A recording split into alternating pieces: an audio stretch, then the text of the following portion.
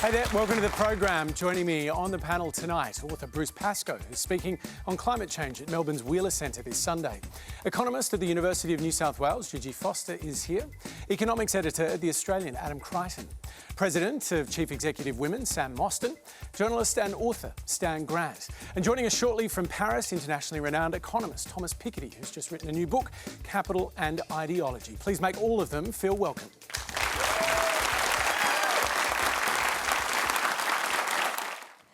In a recent press conference, Scott Morrison said that he believes in all the women of Australia. This is despite for months broadly dismissing and ignoring the allegations of sexual assault and harassment made by women from within the parliament. Scott Morrison went on to concede in an interview yesterday that blokes don't always get it right all the time, and now finds himself at the centre of a political storm. My question to the panel is whether we are to believe that Scott Morrison is genuinely committed to this issue, or are these the words of a politician scrambling to find his way out of a messy predicament, largely of his own making? Sam Mostyn. Well, thank you, Kirsten.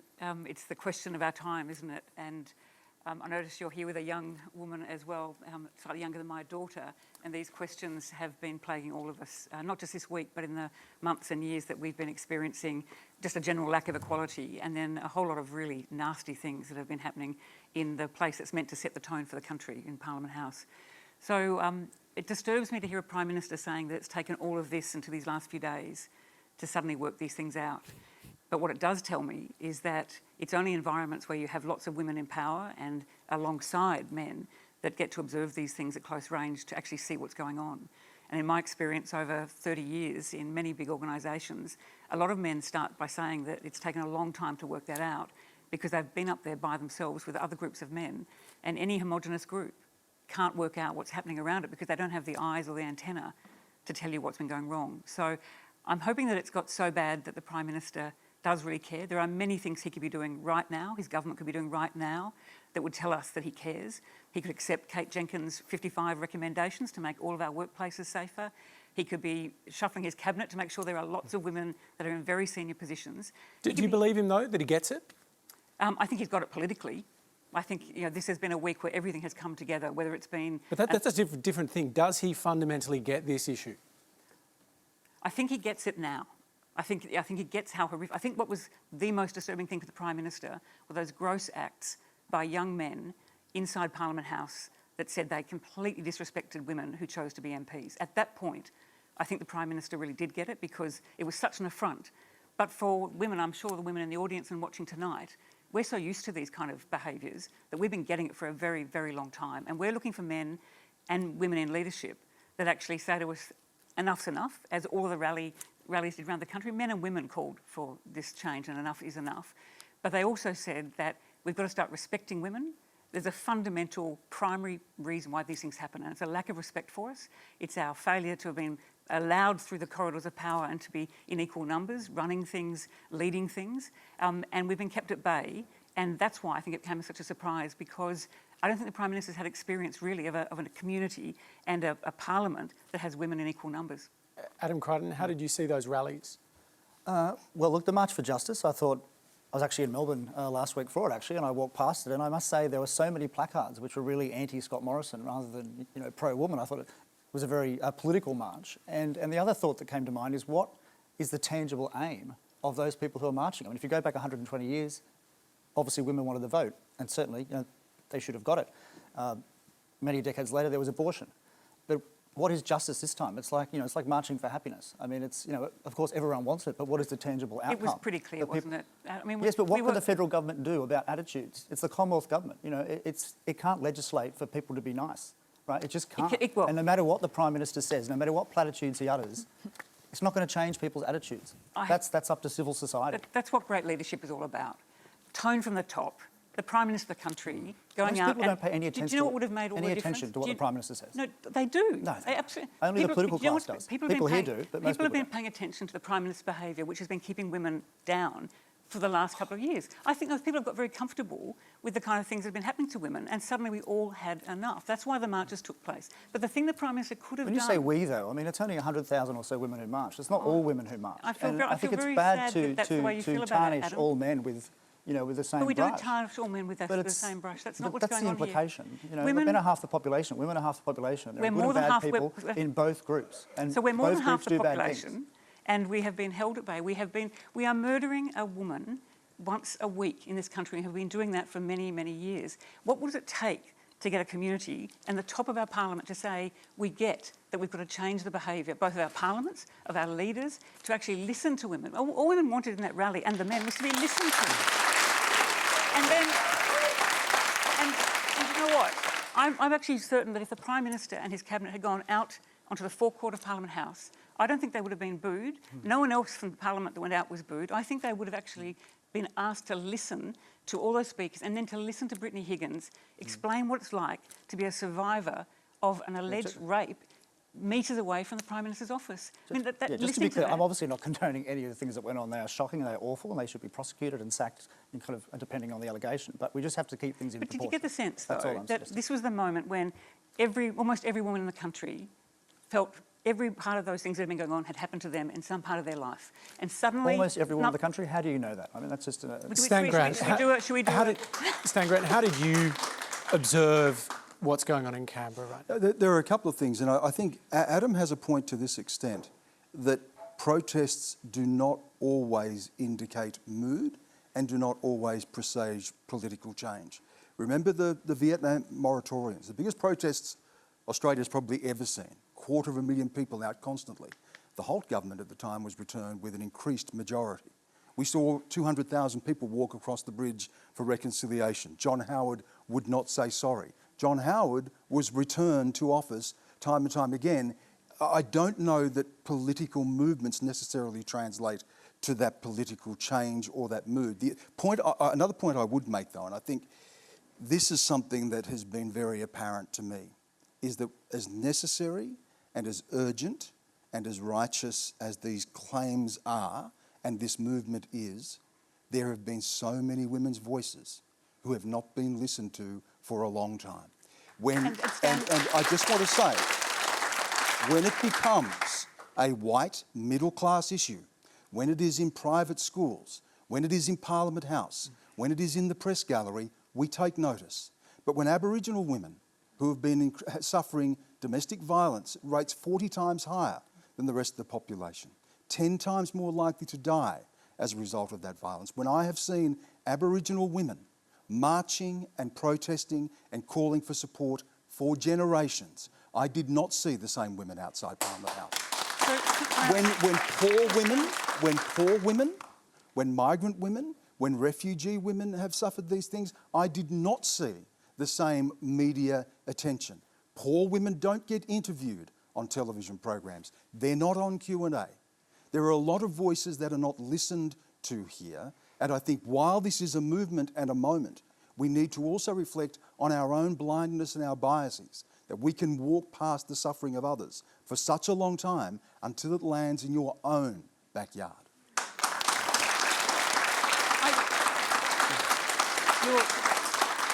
I think you're absolutely right to make that point. It was a point made last week on the consent panel you had here by Joe Williams, who pointed out where does consent and where did the breach of consent start, and it was at the very beginning of the colonies, and he made a very powerful point, as you have too, Stan. It's not to say, though, that if those mistakes have been made and that those women have not been listened to in the past, that this isn't the moment when we all unite and where we have to listen. And I think many of those women, migrant women, women who are on temporary visas, women who have been decimated by the lack of respect for their allegations, whether it's sexual harassment or sexual assault or worse, they came together. And whenever I go to large groups of women now, with a lot of the women you've described, a lot of Indigenous women, a lot of recently arrived migrants, and we talk about the anger that is sitting in the pit of our stomachs, the anger, the fury and the sadness, I think we're drawing on a number of those women's experiences. What a shame it is, Sam, that a nation reveals what it is by what it cares about. And what a shame it is that it has to happen in white middle-class society for people to suddenly say there is a massive problem here. And it's been happening, as you well know, in factory floors, in homes, for Aboriginal women. And, you know, as Joe pointed out last week, when a nation is built on theft, invasion, massacre and rape, you then wonder now why you have a culture in a society that reflect some of these attitudes. So, of course it's important, Sam, and of course this is a moment, but there have been so many voices not heard and not listened to, and still sadly not on this panel tonight, Hamish. Special guest, the renowned French economist Thomas Piketty, who's live in Paris tonight. Would you please make him feel welcome?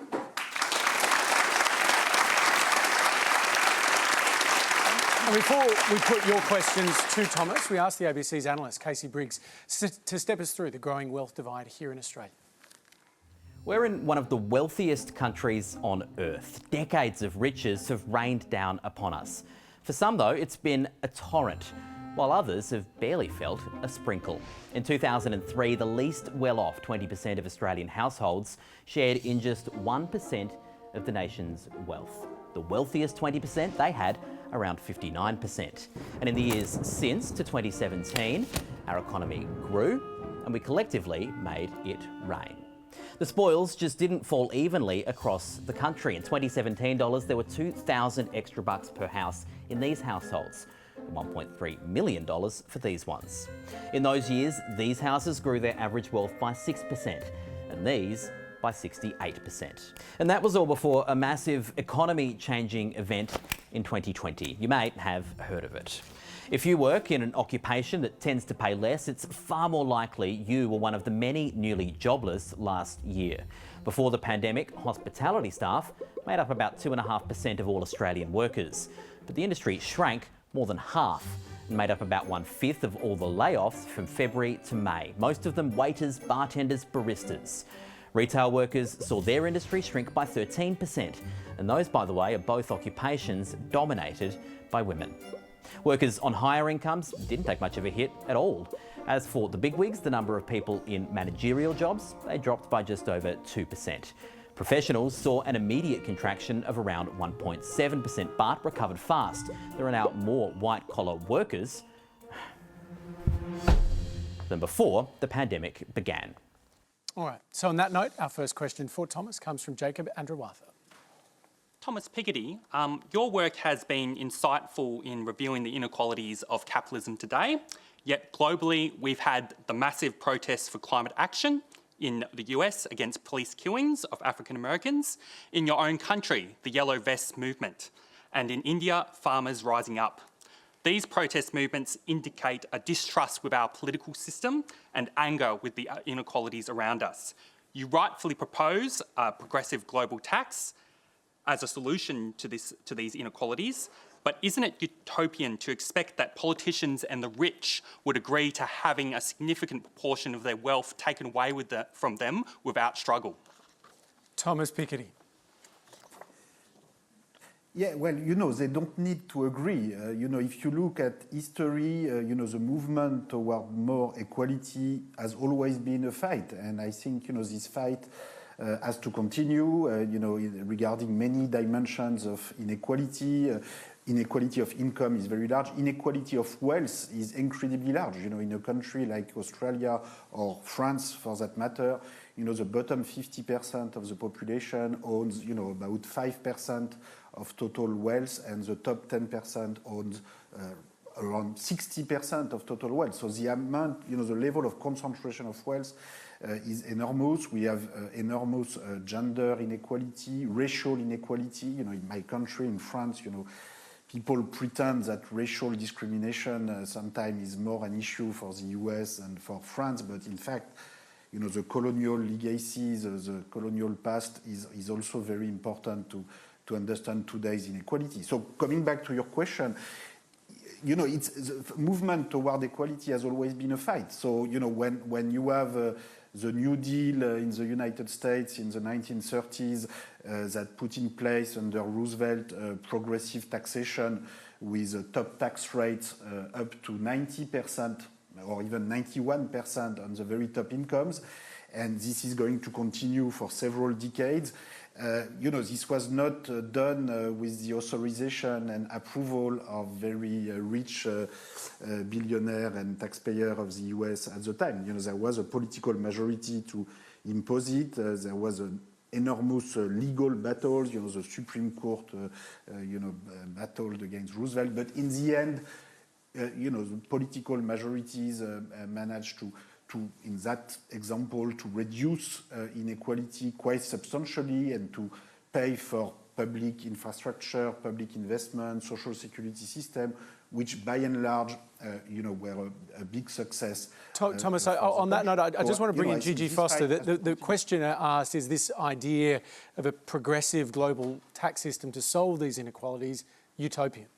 So, I mean, my question to Thomas is really, do you think that this is the moment that we can now take action in the same way that was done at the time of FDR, for example, and around the world everybody just sort of has a light bulb go on and says, oh yeah, whoops, we need to tax wealth globally. We need to do this measure, that measure. Here are the things that will fix this problem. My concern is that not that we are not recognizing the inequality problem. I think we do recognize the great wealth inequality particularly, but the global idea that we're sort of going to all collaborate and have a happy, new world in which we're all taxing wealth and we're all collaborating, some country is going to be the odd man out, and that's where all the rich people are going to flee, and they're going to put their money there, and they're going to evade the taxes. Bruce, what do you make of this sort of proposal? A new system replacing what we've got? I think we. I think. We need to. In some cases, we need to Let's change just hear from Bruce as a response to that legal first. system. I don't think these things can be solved politically without the will of the people. And the will of the people is a moral decision we all have to make. And until we make a moral decision, like any decent 8-year-old would make, and say that inequality is unfair, then we're not going to go there. As Gigi said, if you start taxing people, they'll go to a tax haven. It's disgusting to have a tax haven, and yet we accept it. So we have to change our moral outlook on how the world works. And it means that we have to go to the places where our entrepreneurs and politicians come from, and in this country it's private schools, and we have to talk to those kids about fairness. And it's not about whatever it takes. It's not about winning the game. It's about being a good person, being a good citizen. And I don't think that's happening in our world at the moment on many levels, be it economy, race, women. It's just not happening. So, Thomas, the point that's being made is that we're just not willing to make the moral choice for what you propose. Yeah, no, you're right. I think teaching is very important. Teaching better values is very important. But we also need to change the rules of the game. So, the problem is that we've created a system where we've created a sort of sacralized right, to make a fortune by using the public infrastructure of your country, by using the education system of your country, and then you can push on a button and transfer your wealth somewhere else, and nobody is able to follow you and to make you pay the tax that you should pay. But this system has been man-made. It has been created by a very sophisticated international treaties, and then 20 years, 30 years later, we come and say, oh, too bad, we don't know where the rich are, we can't tax them, so we're going to have to tax you, the immobile people, the middle class, the lower middle class.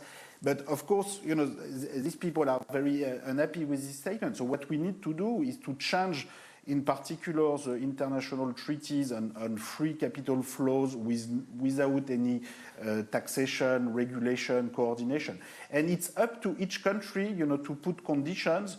We've started to see OECD discussion about automatic transmission of information, about who owns what, where, but this is still, very much an informal discussion. We need each country to put condition and to say, I don't want, that kind of system which in effect implies that the tax burden is always going to fall back on the middle class and lower middle class, and which make people hate globalization the way it is. So it's really up to you to change these international agreements.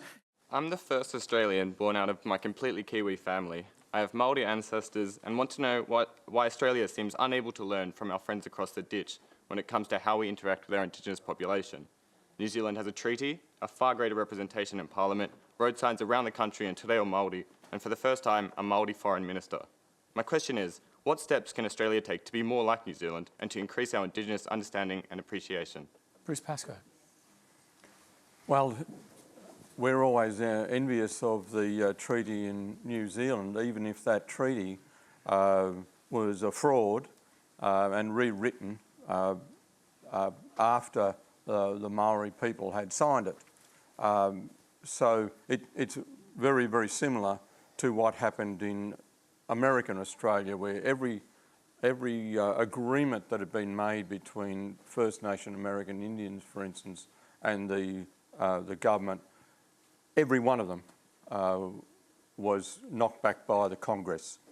And in Australia, we haven't had a treaty, so nothing has ever gone to the Parliament and taken seriously.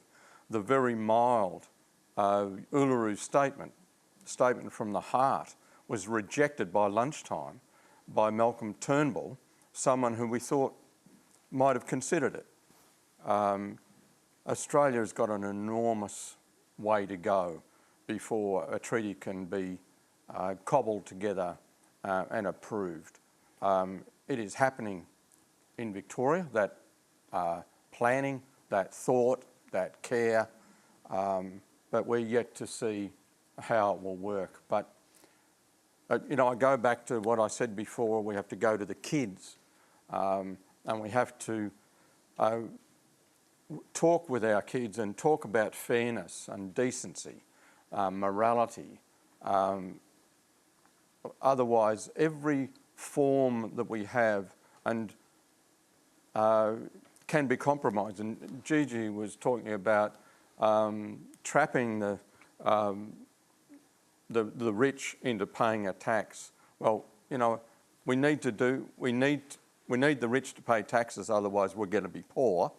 But a scheme where you trap someone to do something which they don't believe is going to fail, because last time we had the chance of a mining tax, Gina Reinhardt put on a yellow hat and defied Australia, and Australia folded.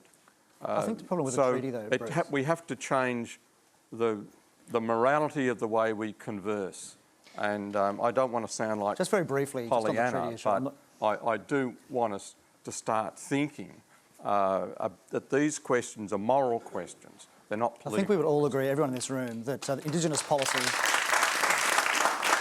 Indigenous outcomes in Australia are really a stain on our nation, and you were alluding to some of them earlier. They're shocking, and you know, we should all be ashamed of them. But a treaty is a more extreme version of the very identity politics and race-based Aboriginal policy that we've been pursuing for decades, and the outcomes are shocking. But Adam, what greater race in politics, what greater identity politics could there be than a group of people who come here and put a flag in the ground and dismiss 80, 100,000 years of culture and history and claim that land for Britain? I mean, what greater identity politics could there be when Bob Hawke in 1984 promised a treaty and then received this avalanche of opposition from mining companies and various governments around? What greater identity politics was there than that? If you talk about identity politics, who plays identity politics more powerfully than the right? What greater identity politics is there than a white society that has built an extraordinary country, I give you that, but an extraordinary country for all of its wealth and all of its prosperity and all of its peace and cohesion, still lives with the fact that the people who paid the greatest price for that are not recognised in our own country. That's identity politics.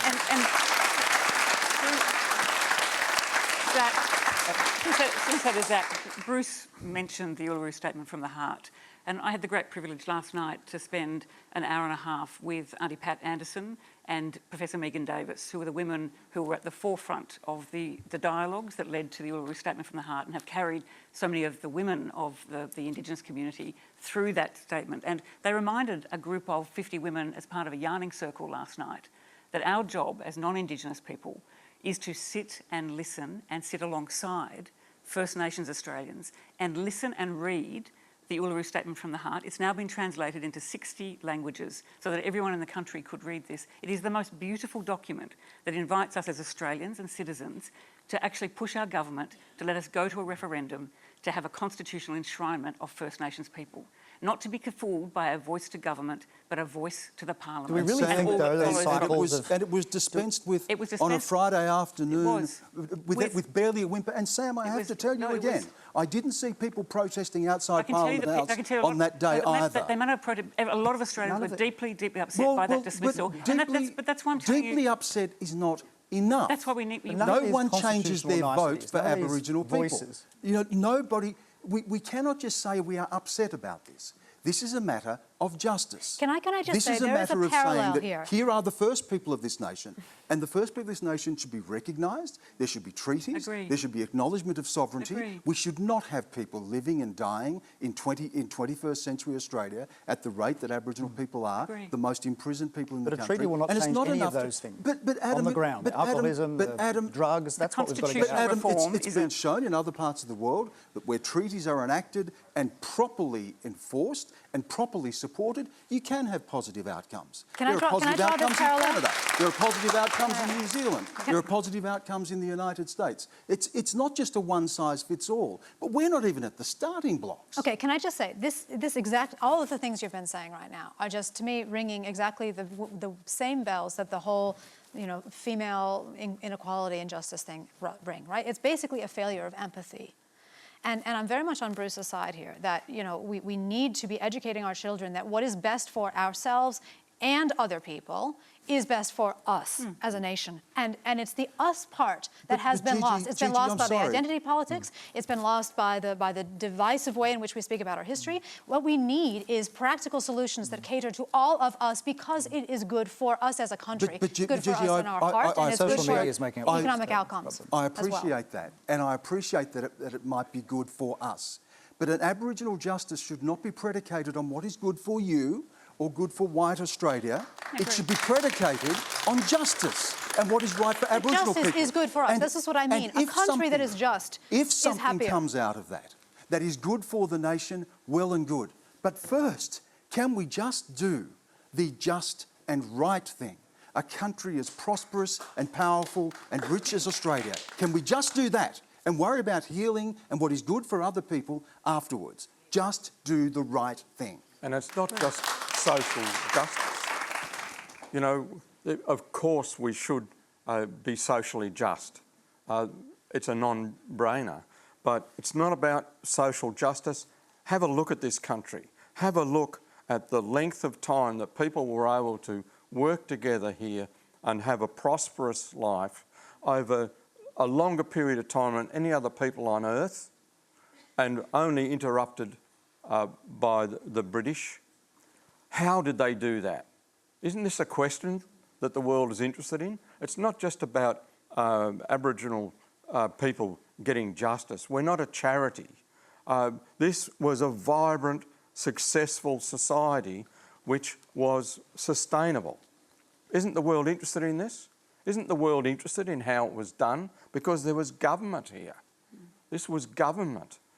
And it was done over an enormous period of time. I think this is a social jewel in the world and needs to be analysed.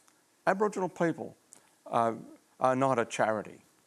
We hold something here, and it's in the art, and the Burrup Peninsula is being mined at the moment and deliberately damaged by people who were trying to put Aboriginal people in their place, ignoring that incredible art, that incredible culture. This is something we need to look at as a country and a world. But surely, Bruce, the arrival of Europeans, of course, at the time was shocking, but it was inevitable. Some nation was going to arrive here. It was the Spanish or the French, and it would have been a lot worse if it was the Spanish or the French in terms of treatment of the natives. But in the long term, it's brought technological progress and advancements which are of value. Well, you're going to have to wrap this up. Advancements are not monetary. Advancements are moral. If we... What about electricity? Electricity is quite useful. If we're going somewhere as a human race, It's not to be richer, it is to be better. And I think can I just make a final point too, Adam? That binary, you know, British came here, it could have been worse, isn't it good what Western civilisation has given us? It's a false binary. Aboriginal people are not saying, you know, I love philosophy, I love history, I love economics, I love to read, I love Shakespeare. You know, I was raised in the church. I'm still an Aboriginal person. This is not a binary. We're not saying we want to tear the place down. We are saying we want to be given our place in it.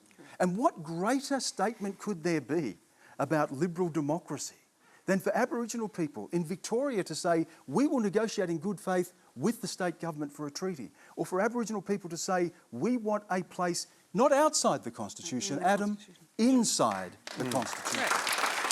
We are... No, just add to Very briefly, Stan, I'm sorry. Thank you. I want to also pay respect. Thank you, brother Kiora, for you asking your question. And again, to send our respects to all Aboriginal people, pay our respects to the traditional people of this land and all Aboriginal people and First Nations people around this country, wherever you may be watching the program. We will leave it there. Stan, thank you very much for your gracious close to the program. Please thank our wonderful panel, Bruce Pascoe, Gigi Foster, Adam Crichton, Sam Mostyn and Stan Grant.